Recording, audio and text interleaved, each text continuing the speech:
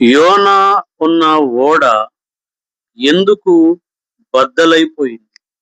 యోనా గ్రంథం 1 నుంచి 1వ అధ్యాయము 1 నుంచి 4-5 వచనాల వరకు ఆ మాటలు మనం చూస్తుంటున్నాం.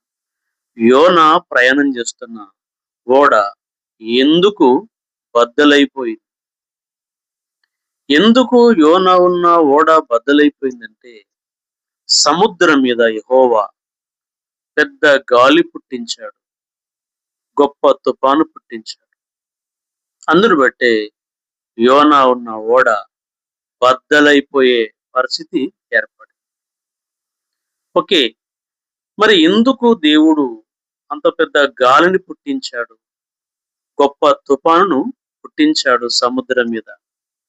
యోనా ఓడ బద్దలవటానికి ఎందుకు దేవుడు అది సృష్టించాడు అని చూసినట్లయితే, యోనా మరి దేవుని సన్నిధిలో నిలవలసిన వాడు, కానీ దేవుని సన్నిధిలో నిలవకుండా అతడు పారిపోతున్నాడు. కాబట్టి ఆ యొక్క పరిస్థితి ఏర్పడినట్లు మనం చూస్తుంటున్నాం.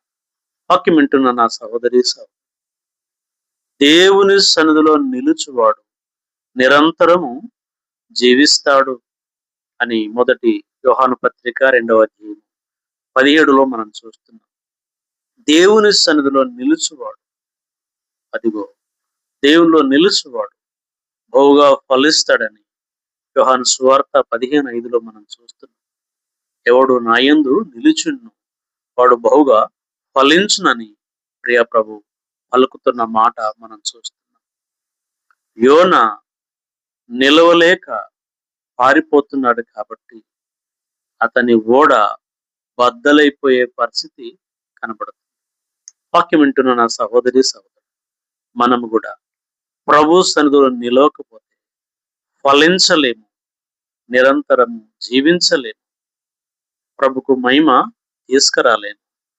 మన ఆత్మీయ జీవితము కూడా బద్దలైపోయే పరిస్థితి కనబడుతుంది. కాబట్టి వాక్యం వింటున్న నీవు నేను మనమందరం యోనా వలె పారిపోకుండా ప్రభు సన్నిధిలో నిలిచి ప్రభు కృప కొరకు కనిపెడుతూ ఆయన ఇచ్చే బ్లెస్సింగ్ను మనం పొందుకుందాం. ఇంకా మరొక ఎపిసోడ్లో మరి యోనా ఓడ బద్దలైపోవడానికి గల కారణం ఏంటిదో చదువుకుందాం. ఈ సమయంలో పారిపోతున్న ఆ యొక్క యోనాను మనం చూసాం. మరో వర్తమానంలో ఓడ బద్దలైపోవడానికి గల కారణాలు ఏంటో తెలుసుకుందాం. God bless you.